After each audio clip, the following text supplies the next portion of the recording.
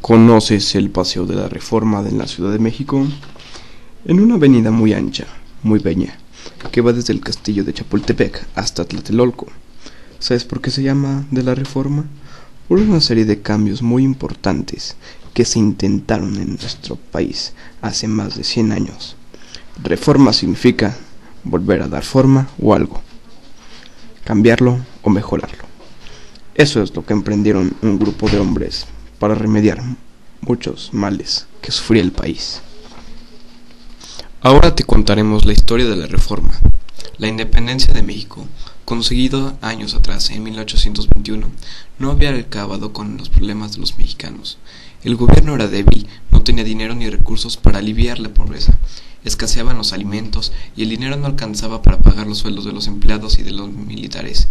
Las tierras no se cultivaban, la minería estaba paralizada, pues durante la guerra de independencia los insurgentes habían inundado las minas. El comercio era muy difícil y los artículos extranjeros como telas, tijeras, clavos, muebles, botones, sombreros, cobijas eran más baratos que los que fabricaban los artesanos mexicanos. Estos pronto se quedaron muy pobres, pues nadie les compraba sus productos. Por ejemplo, los vendedores de refrescos apenas ganaban lo suficiente para comer. La mayoría de los mexicanos vivían en el campo. Los caminos eran muy pocos. Solo había dos importantes, el que iba de Veracruz a México y el de México a Tepic. Era muy arriesgado viajar por el país, ya que los bandoleros atacaban a los viajeros, sobre todo en Río Frío, cerca de Puebla. Si la diligencia era asaltada, los viajeros tenían que ponerse con las manos y las rodillas en el suelo, si no los bandoleros los asustaban. Los campesinos vivían miserablemente, repartidos en aldeas o trabajando como peones en haciendas. Cada vez que había un cambio de gobierno, muchos hombres en las ciudades y en el campo eran reclutados por la fuerza para el ejército. A eso se le llamaba leva. Llegaban los militares popularmente llamados dragones y escogían a los hombres más fuertes y los enfilaban de dos en dos hasta el cuartel más cercano. Otros, que no tenían trabajo pero sí hambre, se iban a la bola, es decir, se unían a los frecuentes levantamientos en contra del gobierno. En cada barrio existían pulquerías con nombres simpáticos como La Nana, Los Pelos, El Atorón de los Charros y fondas donde se vendían peneques y enchiladas, con aguas frescas. Las calles eran transitadas por vendedores como el ollero, el carnicero, el velero, el panadero, el aguador, el tocinero, el barbero.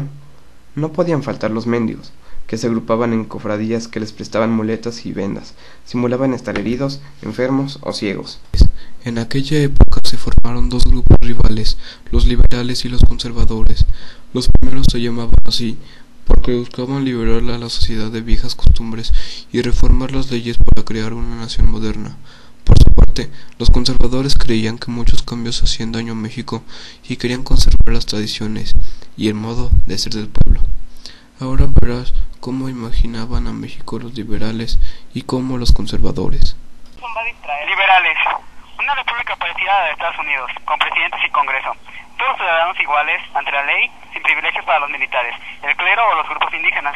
Respeto absoluto a la propiedad privada. Rechazo a la propiedad comunal.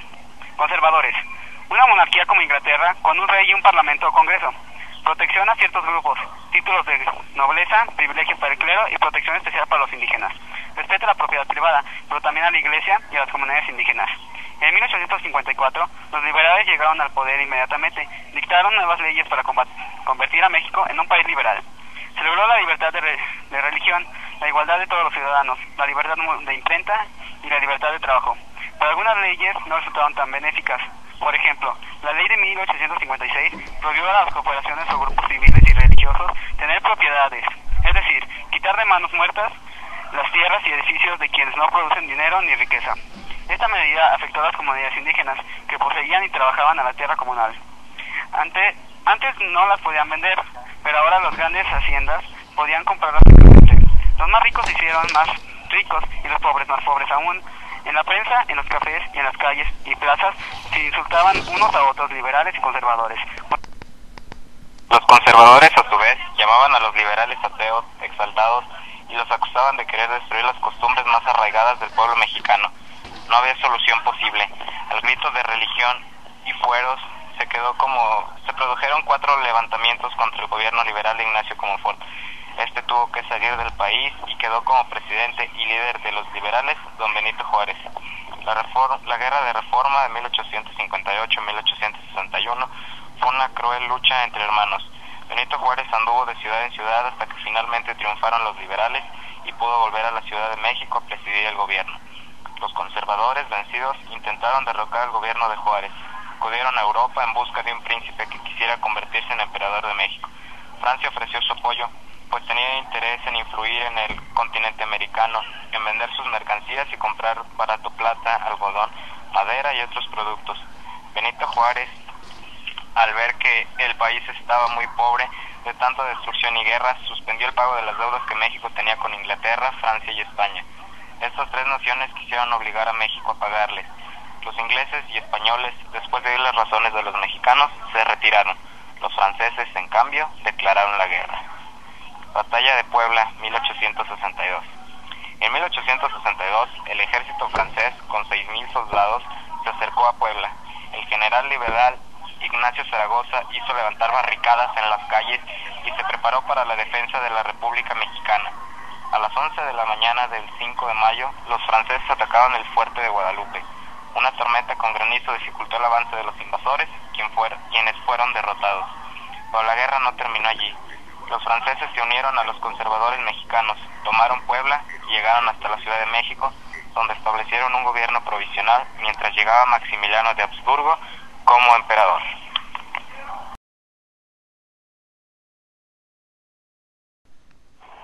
Entrada de Maximiliano y Carlota. 1864, Maximiliano y Carlota Amalia, su esposa, desembarcaron en Veracruz el 28 de mayo de 1864 y se dirigieron a la Ciudad de México. El pueblo de la capital, cansado de tantos gobiernos y guerras, recibió con flores y cantos a la joven pareja. Pero pronto los problemas surgieron. Maximiliano, de ideas más liberales, chocaba con el grupo conservador que lo había traído. Los franceses querían imponerle condiciones y cobrarse todos los gastos que costaba su apoyo. Maximiliano no tuvo más remedio que aceptar lo que Napoleón III, emperador de Francia, exigía: el retiro de las tropas francesas y el pago de las deudas. Fusilamiento de Maximiliano. El emperador perdió, poco a poco, todo apoyo.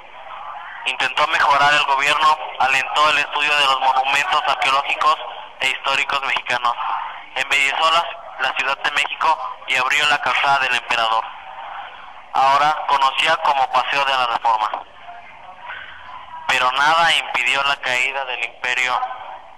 Pronto, solo quedaron leales al emperador los generales mexicanos Miguel Miramón, Tomás Mejía y Leonardo Márquez. Con ellos se estableció en Querétaro al mando del ejército imperial. El ejército liberal atacó y derrotó a sus tropas. El emperador y los que lo rodeaban cayeron en manos del ejército liberal. Miramón, Maximiliano y Mejía fueron fusilados al pie del Cerro de las Campanas a las 7 de la mañana del 19 de junio de 1867. Volvía a triunfar la República Liberal. Gracias, general. Salud por usted y por la reforma.